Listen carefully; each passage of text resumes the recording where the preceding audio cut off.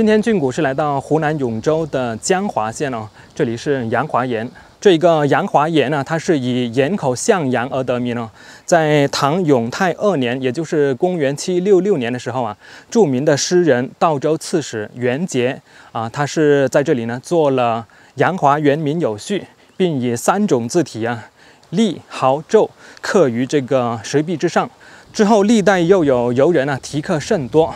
那么现在保存的比较好的摩崖石刻啊，大概呢是有40余方哦。那么现在呢，我们就进入里面去看一看。这个就是景点的大门哦。这是一个非常小众的景点呢，基本上没有什么游客。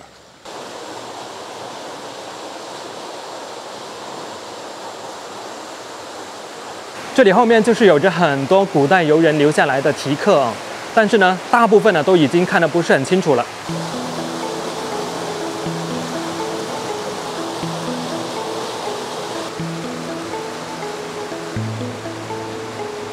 这个地方啊，真的是相当的奇特哦，它相当于是一个半岩洞的状态。它不仅仅呢是一个岩洞，而且呢这里面呢还有一个泉口。这下面的这些水啊，全部都是从这个泉口里面流出来的。我们过来这边看一看。这个泉口啊，就是在这一块大石头的下方啊。我们现在过去这下面看一下，这个石壁上方啊，还不时呢会滴下一些水滴。这里有几块呢是比较近哦，所以呢是可以看得比较清楚。吕敦人来游于此，真仙神之洞府啊！这里写着8日同游。这对面呢也是有着很多的题刻，但是呢由于距离比较远，也过不去啊。字体呢也比较小，所以呢看得不是很清楚。在对面的石刻当中啊，有一块呢是写着某某某携子来此一游。看了这么多石刻之后啊，我也发现一个现象哦，就是在古代啊，那些喜欢游山玩水的人呢，也是喜欢在这些石壁上方啊，去刻上啊某某某到此一游之类的话语啊。当然呢，能够在这上方刻字的人呢，基本上都是属于文人墨客或者是一些达官贵人呢。普通的老百姓呢是干不了这样的事情的哦，因为呢这些字啊也不是说一天就能够刻好的，也不是那个游人啊自己来刻的，肯定也是请了一些雕刻的一些工匠啊过来这里雕刻上去的。像普通的平头百姓啊，每天能够顾好自己的2餐啊，都已经不错了，就更别提去刻什么字哦。况且呢，他们连字都不认识。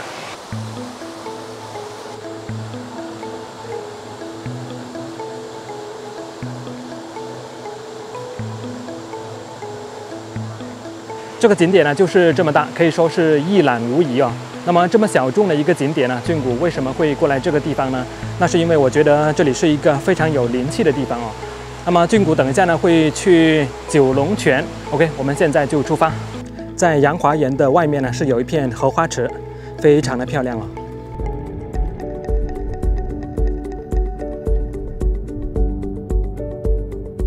现在俊谷就来到了九龙井。可以看到这里是绿树成荫，环境呢十分的优雅哦。但是在这外面呢是有一户农家乐啊，现在呢有很多年轻人呢在外面唱歌，所以呢是有一些声音。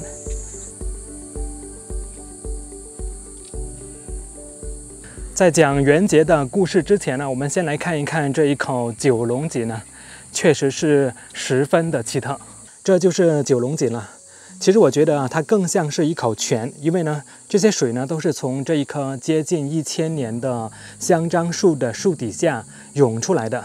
如果说是井的话呢，它必须是要有人工开凿的痕迹哦，并且呢是挖得很深。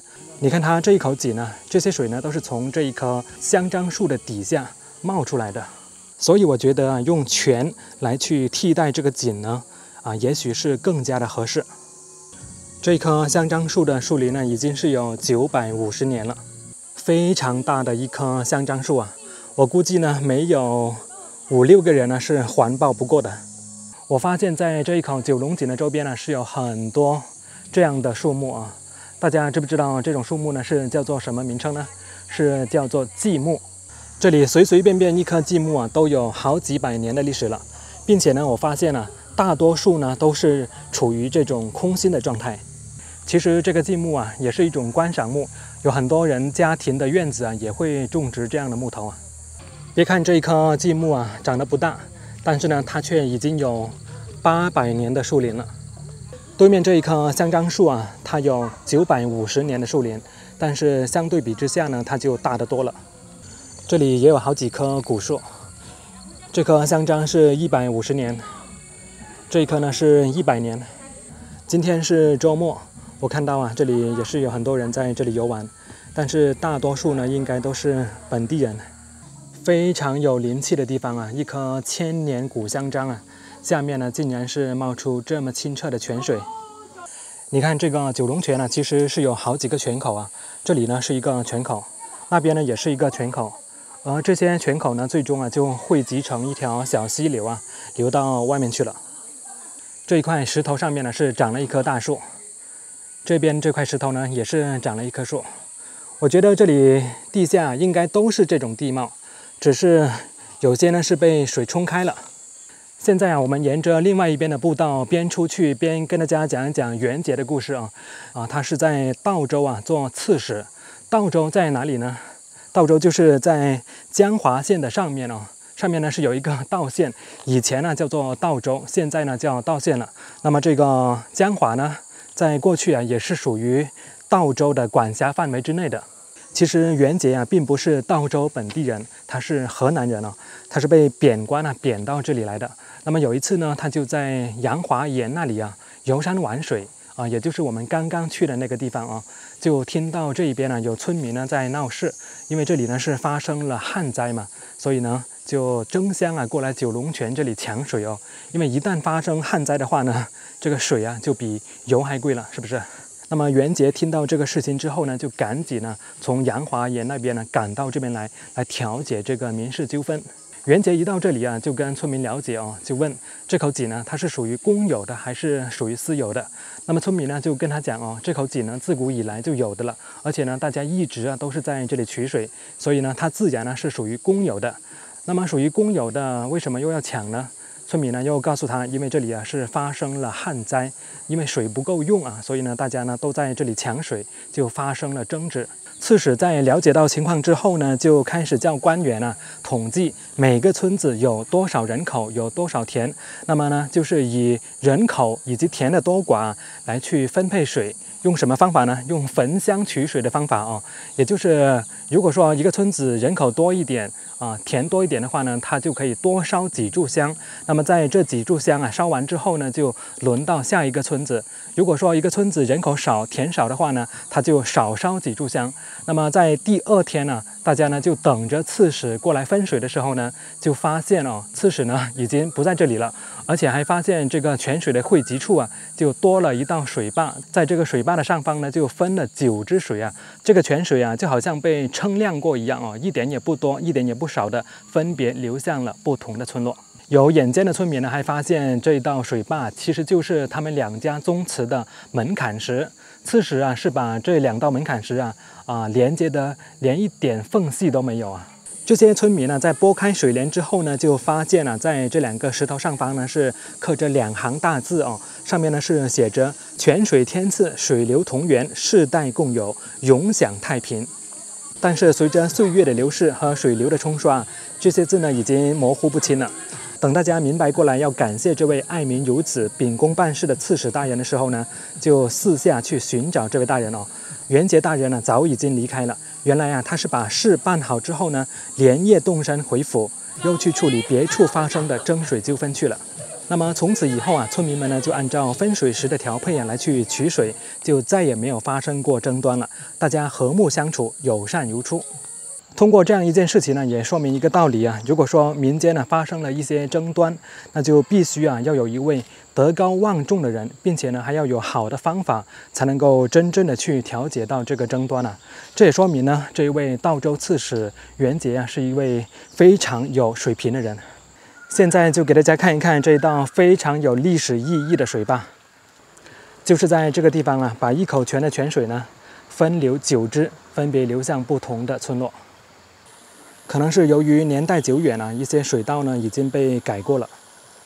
那现在大家知道这里为什么叫做九龙井了吧？一口泉水被分流为9支，分别流向不同的村落。这9支水啊，就像是9头龙一样。现在俊谷要去江华县的另外一个地方啊，是叫做智山。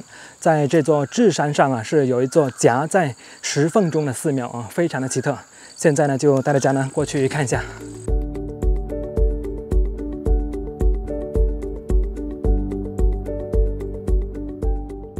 现在俊谷就来到了这座智山，在这个山脚下是有一座智山古寺，这是一座非常奇特的寺庙啊！你看，它越往里面，越往上面呢，这个建筑呢就越来越窄。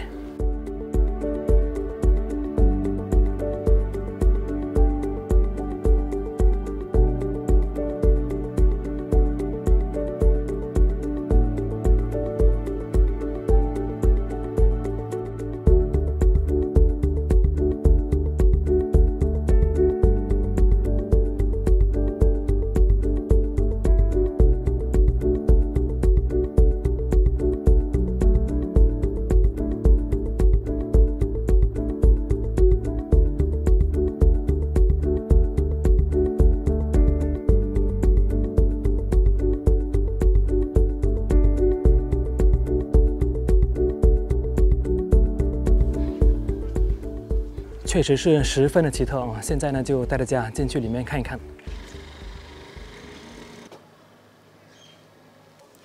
越往里面呢，就越高，沿着这个古台阶上去。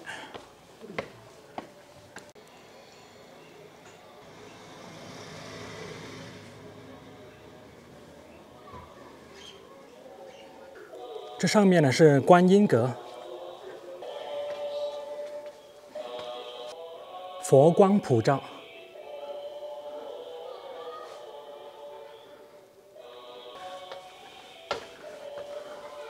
走到这个洞中啊，就感觉非常的凉爽啊。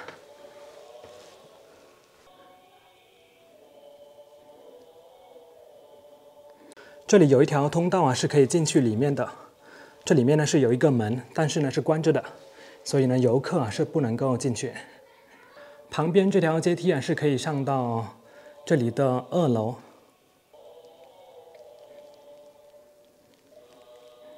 这座智山古寺啊，它还有另外一个与众不同之处，它是3教合一的。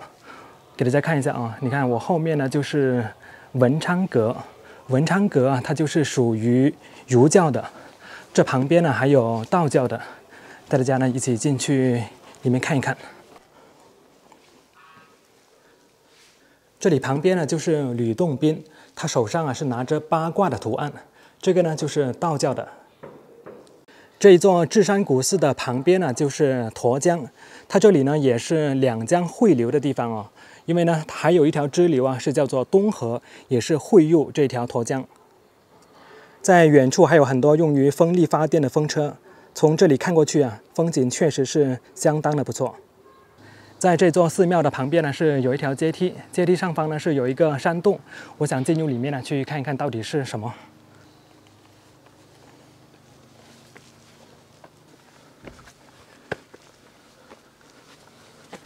哇，这里是被开挖出来了，上面好像还有在施工哎。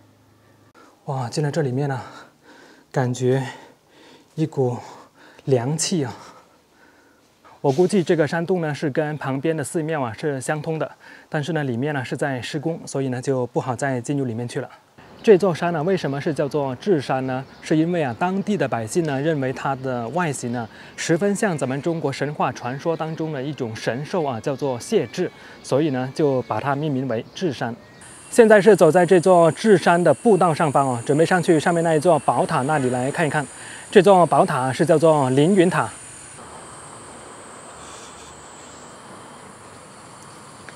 哇，这里有一个山洞，可能是通向我刚刚进入的那个洞口那里哦。啊，不管了，继续往宝塔那个方向走。山不在高，有塔则灵啊！很快就到山顶了。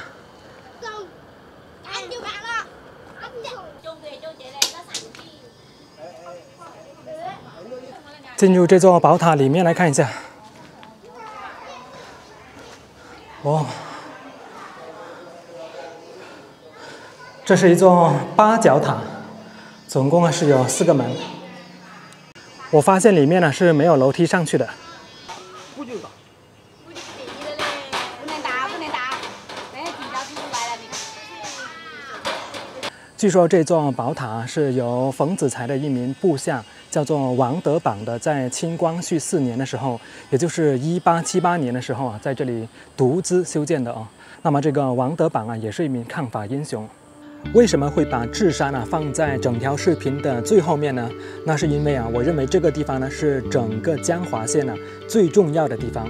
你看这座宝塔的下方啊就是沱江，旁边呢还有一条河流啊汇入沱江。